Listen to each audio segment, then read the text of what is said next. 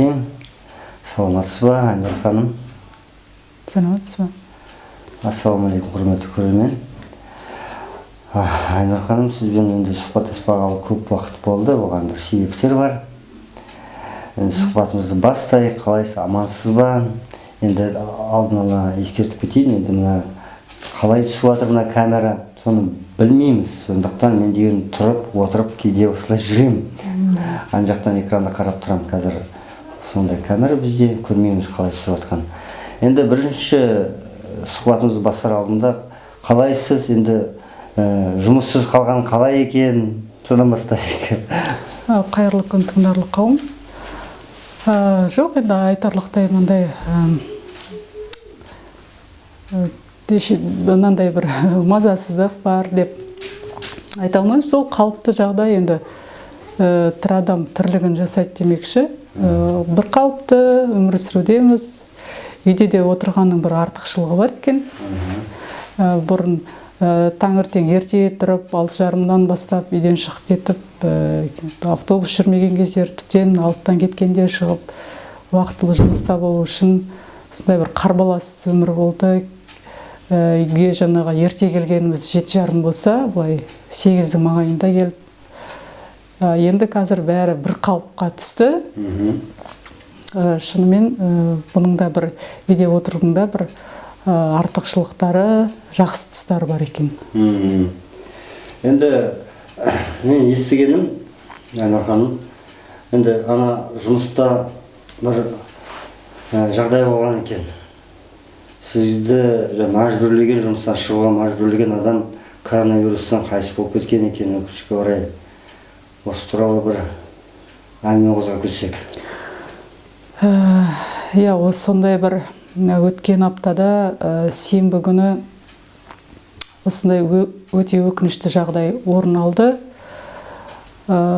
Естіген кезде әрине енді ол кісімен қаншама жыл қызметтес болдық. Сол кісінің қол астында жұмыс істедім. Өте жақсы бір адами қарым-қатынаста болдық. Бірақ енді ол кісі аяқ астынан осы қазір елде тарап жатқан осы індеттен о дүниелік болып кетіпті.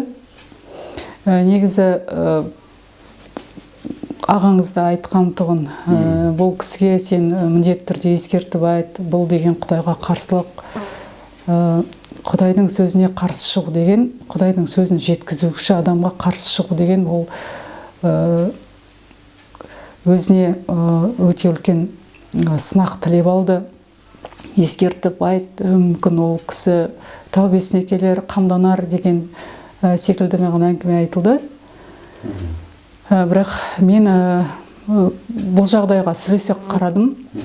Ол кісі түсінбейді, оны айтудың қажеті қанша деген секілді ой түйдімді. Ол кісіге онша айтпадым. Негізі ең алдында ол кісі жұмыстан кетерде мен ол кісіге бір шет жағасын шығарып түсіндіріп айтқам тұғын.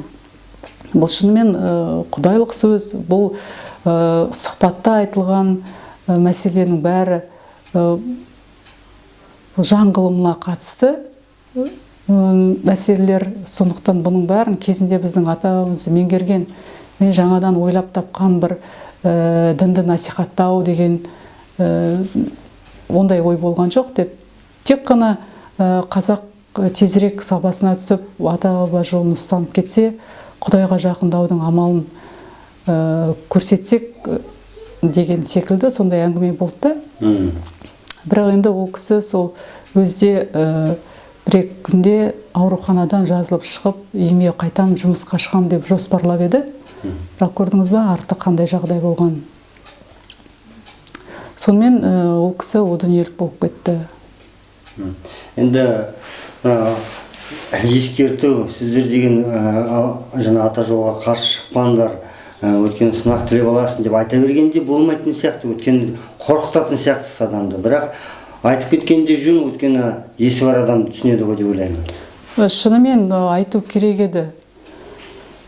Өйткені Құранда да жазылған ғой, Мұхаммед пайғамбарға да айтқан ғой, сен насихат айт, мүмкін ол адамдарға пайда берер деп. Сондықтан мен де бір жағынан өзімді бір іште мынандай бір өзімді өзім бір кінәлау сезім болды да, мен мүмкін толық неге жеткізіп айтпадым, неге түсінетіндей бір жағдайға келтіріп айтпадым деп. Бірақ енді ол бұйырмай тұрған шығар. Бір жағынан менің тарапымнан да бір сондай немқұрайлық болу деп санаймын. Бірақ енді қарап тұрсаңыз, қазір көптеген осындай мемлекеттік орган ұйымдарда жұмыс істейтін адамдар бар. Жұмысбасты болғандықтан, сол жұмысқа тәуелді болғандықтан, енді олар бала шағасын асырап отыр, өздерін асырап отыр. Көбісінде несие, кредит бар. Жүйе ғой, сондай жүйе. Жүйе, бастарында жаңағы қарызға банктен алған, ипотекаға алған үй бар. Сондықтан олар бұл жүйеге қарсы тұра алмайды да. Сондықтан олар қалай да мынау жұмыстан айырылып қалмаудың қамын ең бірінші кезекте ойлайды. Енді ол кісілердің бәрі жаңағы жалпы мынандай ең қиыны орамалға, ұзын етекке, бұрын біздің бабаларымыз киген киімдерге қарсы болулары. Қазақтың киімі деген ол бұрын бөрік болсын, жаңағы камзол болсын, шапан болсын, ол күнделікті өмірде киілетін киім болған. Бізде қазір бұндай киімдердің бәрін тек қана жылына бір рет наурызда көзбояушылықпен наурыз деген мерекеге орайластырып, немесе бір мерекелерде жаңағы сахнаға шығатын адамдар әдемі болу үшін киіп шығады. Негізі оны біз күнделікті өмірде киюіміз керек. Өйткені киім біздің қорғанымыз шынымен.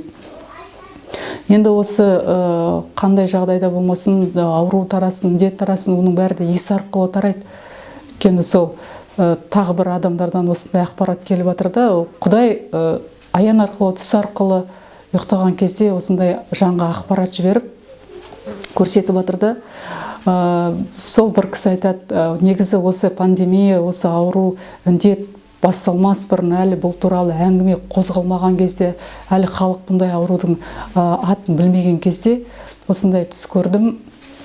Түсімде иіс арқылы бір жаман індет тарайтынын көріппін дейді. Сол аурудан көп адам өлетінін көріппін.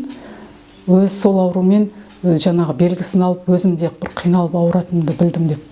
Енді ол кісіде де сондай бір белгі болыпты, жаңағы қатты тұншығып, ауа жетпей деген сияқты. Бұл да енді бір Құдайдың адамдарға берген белгісі ғой. Әйтпесе ол шынымен осы тап мен басыма осы келмейінше, мен сол түсті көргенімді ұмытып та кетіппін дейді. Бұны біз тек түс көріпті, аян көріпті, оны кім көріпті, санаулы адам ғана көріпті. Оны біз өтірік па, шын ба білмейміз. Күлкілі қылады. Күлкілі қылады, деп сол адамдар сондай бір жақты ғана осындай жаңағы пікір айтады. Негізі шынымен бұндайға неге құлақ салмасқа? Өйткені шындықты да шынға шығаратын Құдай ғой негізі. Егер мүмкін біз жаңағы осы киімді меңгеріп, ата салтымызға, дәстүрімізге бет бұрып, қамдансақ, өзіміздің қазақ екенімізді білсек, мойындасақ, біз тек мынандай сөз жүзінде ғана мойындаймыз да, іс жүзінде қазақшылығымыз жоқ. Іс жүзінде қазақ болуымыз керек біз. Іс-әрекетіміз, сөзіміз, тамақ ішу мәдениетіміз, киім киінуіміз, адамдармен қарым-қатынасымыздың бәрі біздің қазақылық болу керек міндетті түрде. Бізде бұнда қазір европалықта белгі бар, орыстықта белгі бар, қытайлықта белгі бар, бір дүбәрә болды. Арабтықта белгі бар, бір дүбәрә болып кеттік та, бір ұлт болсақ та бір-бірімізді түсініспейміз. Мысалы, оран жаңағы арабша салтпен киініп алғандар, олар біздерге үрке қарайды, қазақшылық бет жүргендерге. Мынау орыс болып кеткендерге біз кішкене мынандай дұрыс емес деп, енді ол дұрыс емес деп айту керек қой. Өйткені қай біздің анамыз, қай қазақ, қай қысын осылай санын ашып, жалтыратып, кіндігін көрсетіп, төсін сыртқа шығартып, ол бұл әдемі екен деп дәріптетіп қойды. Бізге ондай кім мысалы үлгі берді? Үлгі ешқандай көрсеткен жоқ біздің. Бұл жағын енді ғылыми түрде келу керек ау деймін. Ғылыми түрде дәлелдеу керек. Өрісі бар адам ауырмайды, өрісі жоқтар ауырады деген сияқты соған. Сонда ғана түсінеді ау деймін. Енді жалпы өріс деген энергоинформационный аура дейді, оболочка дейді. Бұның бәрі енді өмірлік қабымыз ғой біздің. 7 күнмен байланысты. Біздің 7 өріс қабымыз. 7 күнмен байланысты, біздің 7 ата тегімізбен байланысты. жалпы адам деген біз табиғатпен, барлық жаратылыспен тығыз байланыстамыз. Біз мысалы күн шықпай қалсыншы, түн болмай қалсыншы, не болады екен жер бетінде? Адамдар оны мысалы түсініп жатқан жоқ. Енді күнді де шығарып тұрған Алла, күнді де батырып, күндізге түнді кигізіп тұрған Алла тағала ғой. Енді осының бәрінде бір адамға, түсінетін адамға бір ғибрат бар да. Түсінбейтін адам әрине ол бір ескіріп кеткен европалық тағы да бір 1000 жылғы тәпсірлік арабтардың бір ғұламаларының жазып кеткен кітаптарына, тәпсірлеріне сүйеніп, тек қана сондай бір шеңберде ғана өмір сүруді насихаттайды. Түсініктер де сондай. Тек қана біз қазақшылықты ұстану арқылы есімізді жиып, бұл аурудан құтылуымызға болады. Себебі мысалы мынау індеттен, аурудан құтылудың бірден бір жолы қазақтың кең байтақ даласында өсіп жатқан жусан шөбі бар. Кез келген денедегі қышыма, аллергия белгілері, экзема болсын, жара болсын, осының бәрін суға, жаңағы жусанды ыстық суға малып, соның суына жуынса бірден бір ем екен. Айнұр ханым, мен осы сөздеріңізді дәлелдеп кеткім келеді. Менің жұбайым ауырып қалды, аяғы жаңағы қызыл болып көтеріліп кетті да. Бөртіп кетті. Енді деген санына шейін кетіп қалды, үске кетіп қалды аяғынан бастап. Енді қорқып кетті, өзі де қорқып кетті. Не істерге білмейміз да. Сонда мен сізге хабарласып сұрағанда жаңағыдай айттыңыз. Сондай Құраннан түсіп тұр екен, жусанды бұқтырып, сонымен жаңағы суғаннан кейін аяғын жуу керек деген сияқты. Бір күн жудым сізді тыңдап, аяғын жудым, әйелдің аяғын. 3 күн жудым, 3 күн ішінде аяғы кетіп қалды. Қуанып әйелім деген сіздің телефоныңызды алып сізге хабарласып жатқан. Сондықтан бұл деген жай сөз емес, мен өзім жаңағы іс ретінде дәлелдедім да, басымнан өтті. Сосын тағы да бір осы індетке қарсы бірден бір ем қойдың сорпасы. Тіпті қазір осы тарап жатқан індет ауа арқылы тарап адамның өкпесін, тыныс алу жолдарын зақымдайды ғой. Ауа жетпей, демікпесі адамдардың жаңағы ашылып, сондай бір қиынта жағдайға тап болып, тіпті осылай қиналып, ауа жетпей тұншығып та өтіп кетіп жатыр екен дүниеден. Қойдың құйрық майын табаға шыжғырып, 4-5 қасық ішіп, сұйықтан кәдімгі сәл-сәл жаңағы ыстық бетінде емес, сәл-сәл суытып, қанжылы емес, ыстықтау. Сәл ыстықтау қып, ауыз күймейтіндей қып, ыстықтау қып ішіп жерсеңіз, содан кейін кішкентай шай қасықтың ортасында ғана бір таза балмен жұтып жерсеңіз, сол бірден бірден сол балдың өзі қойдың майының әсерін күшейтеді екен бірнеше есе. Осында халық қолданса, нұр үстіне нұр болар еді. Шипа таба алмай жүрген адамдар шипа тауып, жалпы мынандай түскі тамақ болсын, кешкі тамақ болсын, міндетті түрде 2 күнде бір рет ыстық сорпа ішіп отырса, тіптен дәмдеуіш қосып, бұрыш қосып, қызыл бұрыш қосып, немесе жаңағы пияз қосып та дәмін жаңағы дәмді болу үшін дәмдеуіштер қосып, осылай ішуге болады. Одан қойдың сорпасының бір жаңағы әсері кетпейді, жойылмайды.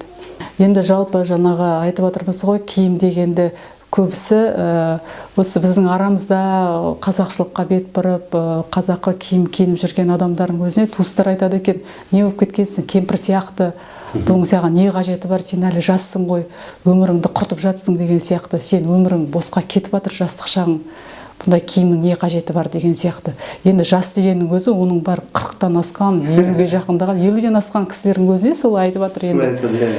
Енді бір жағынан күлкілі жағдайда, әрине 40-50 жас салыстырмалы түрде енді 80-90-ның жанында жас қой. Алайда енді оның бәрі бір ақыл кемелденетін кез ғой бір адам үшін. Адам бір өмірдің маңызын, мәнін түсінетін кездер деп ол белгілі жағдай ғой.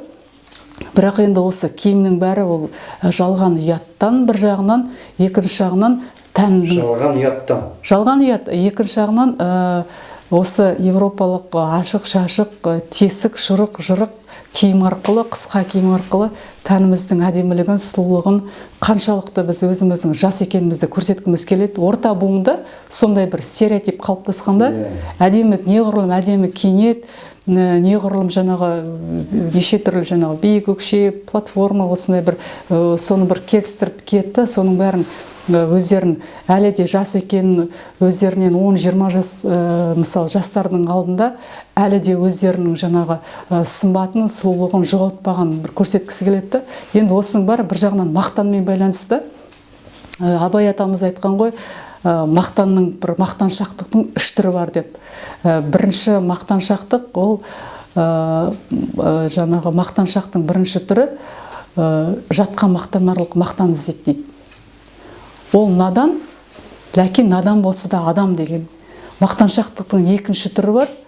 Ол өз елінде, өз ортасында мақтанарлық мақтан іздейді дейді. Ол надандығы толық дейді оның. Бірақ адамдығы толық жетілмеген дейді. Адамдығы әбден толық емес дейді. Енді мақтанның үшінші түрі бар дейді. Мақтаншақтықтың ол өз үйіне келіп, ауылына келіп бір мақтанып айтқаны болмаса, өзге адамдар қостамайтын бір мақтан іздейді, бір елде жоқ мақтан іздейді дейді. Ол толық надан дейді. Яғни жаңағы толық надан ол тіпті адам емес дейді. Мұны қандай ауыр сөздер. Абай атамыз сол заманда біздің осындай күйге жағдайға түсетінімізді осындай бір 5-6 ауыз сөзбен айтып кеткенде, біздің қазіргі бір жағдайымызды осындай бір насихатты, ұлағатты бір сөздермен бейнелеп кеткен. Енді бұл түсінерлік адамға бір ой тиюге өте қажетті сөз екен.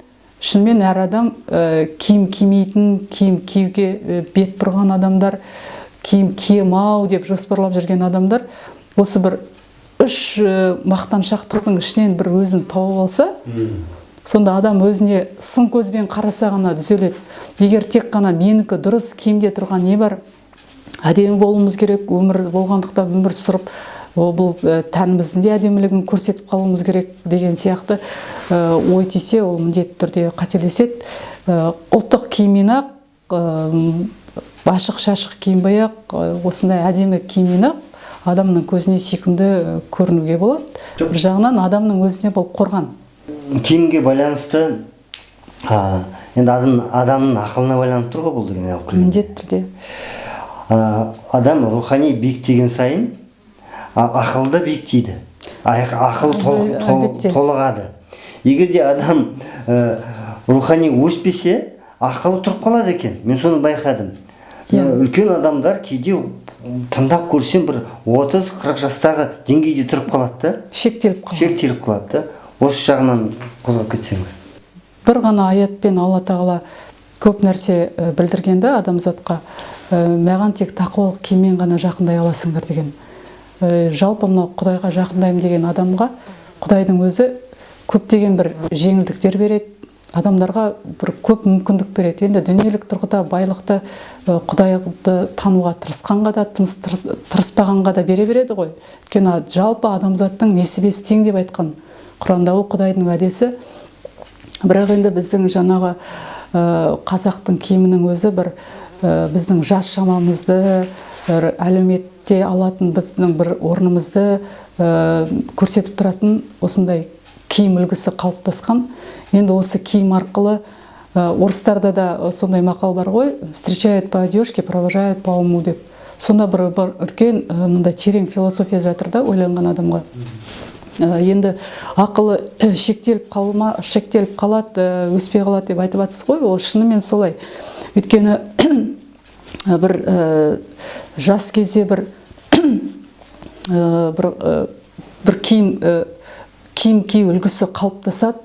Сол киіммен жүріп, көбінесе жаңағы қарым-қатынас жасағанда да, енді киімнің өзі адамның бір мінезін қалыптастыратын бір қасиеті бар да.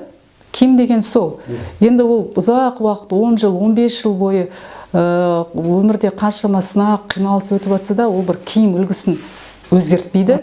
Яғни ол үнемі адамға жаңағы киімі бір қорқытпайтындай, бір адамның көзіне бір оғаш көрінбейтіндей үнемі өзін бір бақылап жүреді да, тек қана осы есілдерді киіммен ғана, киім ғана дұрыс болса, киім арқылы мен адамға бір белгілі бір жаңағы заманауи киіммен. Иә, заманауи киіммен деп. Енді осы адам үнемі өзінің тек сырт келбетінің киімін ғана ойлап, қалайда адамның көзіне осындай киіммен ғана мен жағам деп, шынымен оның ақыл ой бәрі сол тек қана сол киімге кетіп қалады да. Ол анау өзінің рухани жағдайын, ішкі жағдайын ойлауға уақыты болмайды. Өйткені оның уақытының бәрі, назарының бәрі тек сыртқы келбетке кетіп қалады. Ақылдың өспей қалатын бір жағынан сол. Мейлі ол қандай білімді кітаптар оқысын, бірақ ол белгілі бір межеде жетеді, ақылы сол қалып қояды, өспей. Жаңағы мына тақияны кигенде бірден адамның сана сезімі өзгере бастайды да. Ойы өзгере бастайды адамның. Әсіресе өзінің жан дүниене әсер етеді да. Соны байқаймын да. Мен жаңа әйеліме айтамын, сен көшеде кие алмайсың орамалды. Үйге келгенде болмаса орамалды киші. Саған әсер етеді ол. Сен арқылы балдарына әсер етеді. Балдарына жақсылық тілейсің, сонымен жақсылық бересің рухани деп да. Негізі киім деген адам ойын өзгертеді екен адам. Иә, себебі мына бастың өзі, жалпы бас деген енді бір біздің қадірлі мүшеміз ғой, Алладан алған аманатымыз. Енді осы бас арқылы біз көктен қуат аламыз, көктен өзімізге өмірге қажетті белгілі бір қуаттарды аламыз. Енді оның бәрі біз киім арқылы, яғни бас киіміміз сүзгі сияқты, мысалы күннен де қорғайды. Ал егер сіз енді ол қуаттарда жаңағы қара қуаттар да бар, аралас. Ал киімсіз адам бұны алатын болса, аралас қуатты алады да, дәретсіз болғандықтан ол тек қара қуатты ғана сіңіреді.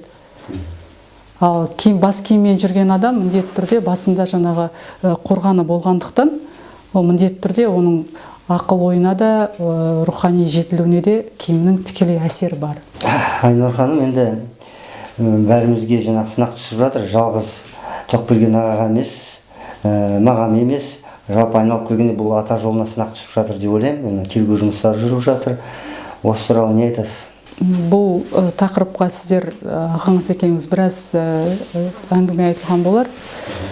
Енді бұның бәрі айналып келгенде біздің осы ел басқарып отырған ағаларымыздың бір осындай бір мемлекетімізде жүйе қалыптасып, әлі де қазақшылыққа бет бұрмай, осындай көп Европаға еліктеп кеткендіктен біздің жаңағы қазақшылығымыз кенжелеп қалғандықтан деп ойлаймын да. Себебі енді әйелдер саясатқа кіріспеген дұрыс қой. Бірақ сол тергеушілердің ішінде де енді төбесінің жарығы бар дейміз ғой, түсінігі бар адамдар бар екен. Осында жаңағы тінту амалдары, әрекеттері жүріп жатқан кезде, сол 3-4 жаңағы тергеуші ме, анықтаушылар ма тұрып біздермен сұхбаттасып әңгімелесті. Негізі сізде жаңағы құқық органда жасадыңыз жұмыс атқарып? Иә, қатысы бар ғой тікелей соған. Сонда бір жағынан енді іштей біз жаңағы қуанып қалдық та, шынымен біз құрып кетпейтін түріміз бар екен.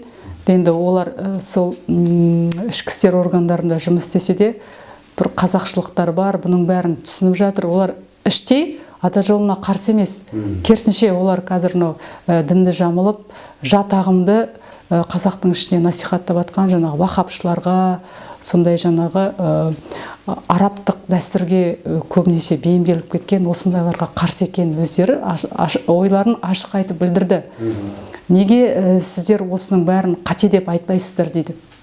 Қазақшылық, егер қазақы киім кисек, егер мемлекет тарапынан жаңағы ел басқарушылар тарапынан бізді міндеттендірсе, біз ұлттық киімімізді кию керек деп, онда адамдардың көбісі бұған қарсы болмайды дейді. Айта алмаймыз дейді, бәрі көп адам қолдай қалады бірден деп. Бірақ өте көпшілік бұған ешқандай қарсылық білдірмейді, керісінше қуанады деп жатыр да. Бір жағынан енді көп нәрсе сөйлестік, түсіндірдік, осындай киім арқылы адам көптеген өзінің жаңағы бойындағы бұрыннан бері созылмалы дертке айналып кеткен көптеген дерттерден киім арқылы құтыла алатын, біз кәдімгі дәлелді түрде біраз нәрсе айтып, мысалдар келтіріп, олардың беттерін бері қараттық, оған таңғалып жатыр, шынымен киіммен жазыламыз ба деп. Енді тылсымнан осындайда хабар келді, 7 қабат киім киюлерін керек деп. Енді ол шындыққа жанасады, шынымен ол хабарды мен естіген кезде, енді біреу түс көреді, біреу зікір арқылы хабар алады, біреу аян көреді деген секілді. Менің жүрегім оны құптады, шынымен 7 қабат. Енді өткенде де мен қазір енді дәл қазір 7 қабат емес, бірақ анау іш киімді ұзартып, ішінен жаңағы 3-4 қабат қылып, қысқалау қылып, бір қабат қылып жаңағы етекке түсетін ұзартып, қалғаны мынау белден төмен қылып қана жалғап 7 қабат қылуға болады екен. Мынандай қазір базарларда таза мақтадан жасалған материалдар бар ғой, сондайлардан тігіп, 2-3 қылып, бұл 2-3 киімнің өзін 2-3 жыл бойы киюге болады. Кез келген киімнің сыртқа шығатын киіміміздің ішіне қабаттап киіп алсақ, негізі ол шынымен адамға әжептәуір қорған беріп тұрады екен. Содан кейін жаңағы адам неғұрлым көп терлеу керек екен.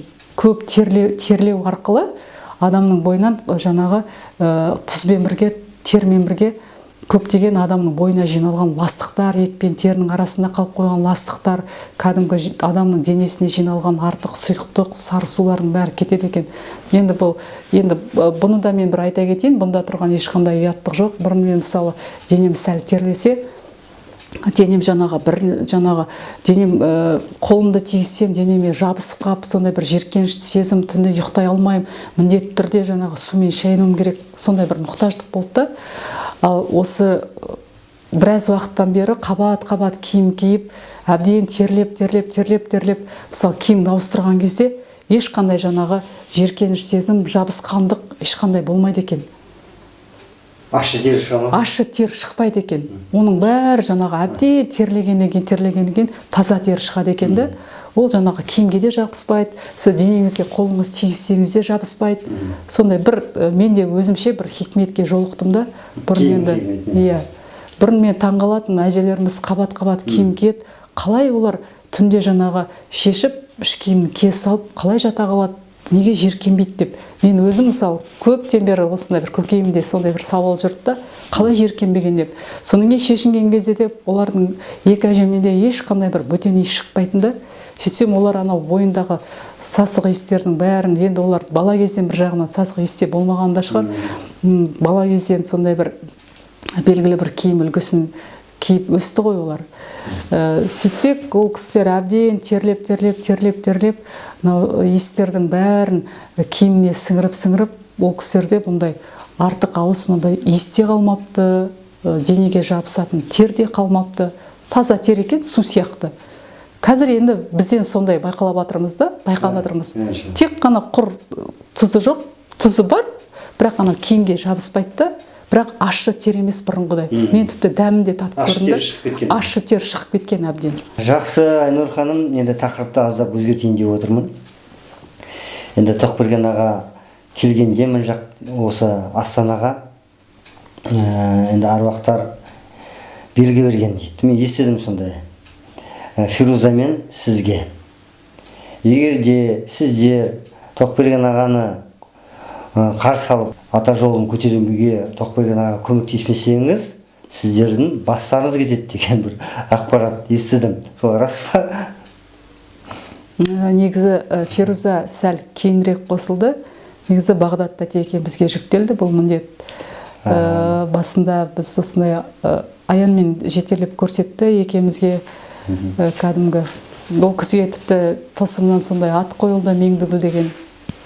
Біз ол кісі келерде сондай бір кішігірім ол үйде болдыңыз, жалдап, құран қойып, құранға жалғанып, сол жерде ақпарат алып, Тоқаңның осы ата жолында атқарып жатқан еңбегінде өзіміздің қолымыздан келгенше атсалысып көмектестік.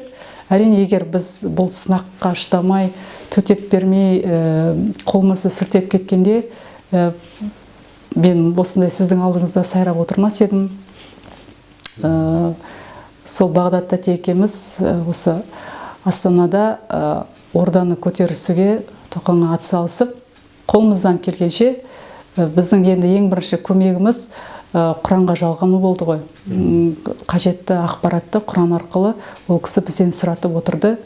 Бізде енді жүректе мөр болғандықтан, Құранға жалғанғандықтан, бойдағы арбақтың қолдауымен тылсымнан қандай ақпарат келді, соны мүмкіндігінше толыққанды жеткізіп беруге тырыстық деп айта аламын. Енді қатты бір мынандай сондай бір азап көріп, ой қиналып, қара жұмыс дегендей бір маңдай терді төктік деп айта алмаймын. Біз мүмкіндігімізді жаңағы толық 100% пайдаланған жоқпыз.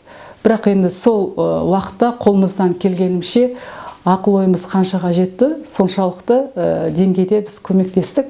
Енді шынымен егер біз бұны орындамайтын болсақ, тылсымнан арбақтың аманатын шынымен басымыз кетер еді. Өйткені мен сіңлімде туысым осындай бір түс көрген, Қайназар ата келіп айтқан екен, негізі Айнұр жаман аурудан 45 жасында кетеді деп. Алладан шамасы маған сондай бір үкім түскен тұғын.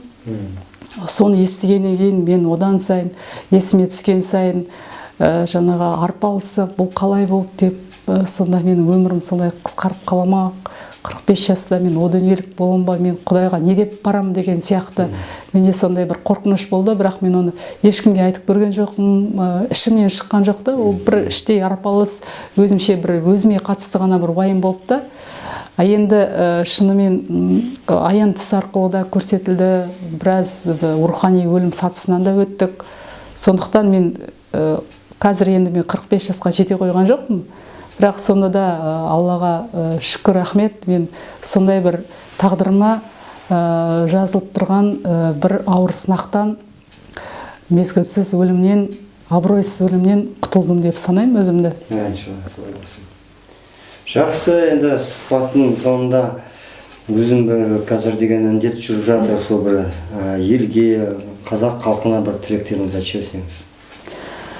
Иә, енді біз бір қазақ деген бір қасиетті, текті халық екенімізді ұмытпай, қалайда біз ата-бабамыздың салт дәстүріне сатқындық жасамай, тек қана бір мереке күндері, наурыз күндері ғана басқа да бір мынандай өмірімізде болып жатқан бір оқиғаларға, жайттарға байланысты ғана ұстанбай, жалпы өзіміздің қазақ екенімізді мойындап, осындай ең бірінші кезекте киімімізді дүзеп, киім арқылы біздің ұяттық қуатымыз толысатын, киім арқылы ғана біз арлы атанатынымызды ұмытпауымыз керектігін айтқым келеді. Осы індет біздің ниетімізге қарай елімізді айналып өтсе екен деген бір тек қана тілек бар Алла тағаладан. Өйткені қазақ енді мың өліп, мың тірілген, талай нәубеттер өтті ғой қазақтың басынан. Бірақ дәл мындай бейбіт заманда ешқандай қылышсыз, жаңағы найзасыз ақ, ешқандай мылтықсыз ақ, біз бейбіт заманда, баршылық заманда, тоқшылық заманда осындай індетке ұшырап қырылып жатырмыз да. Бұл бір өте өкінішті, бұл қайғырарлық жағдай.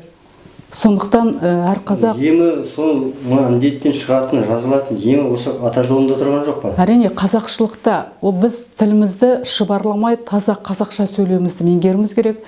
Біз қалайда киім киюді меңгеруіміз керек. Біз қалайда жаңағы орамал таққан адамдарға, басына бас киім таққан ерлерге, шапан киген ерлерге, етегін ұзартқан камзол киген әйелдерге мемлекет органдары тарапынан бір қысым көрсетушілік, немесе жаңағы бұл қазіргі зайырлы мемлекет деген ұғымға сәйкеспейтін киім, сондықтан бұны киюдің қажеті жоқ, ұстанудың қажеті жоқ деген осындай бір шектеулер қойылмаса екен. Қазақшылықта қалу керек. Мейлі 1000 жыл өтсін, 2000 жыл өтсін, Алла тағала адамзатты жер бетінен жоймайынша, біз өзіміздің қазақшылығымыздан танбауымыз керек. Әмин, солай болсын. Рахмет. Рахмет.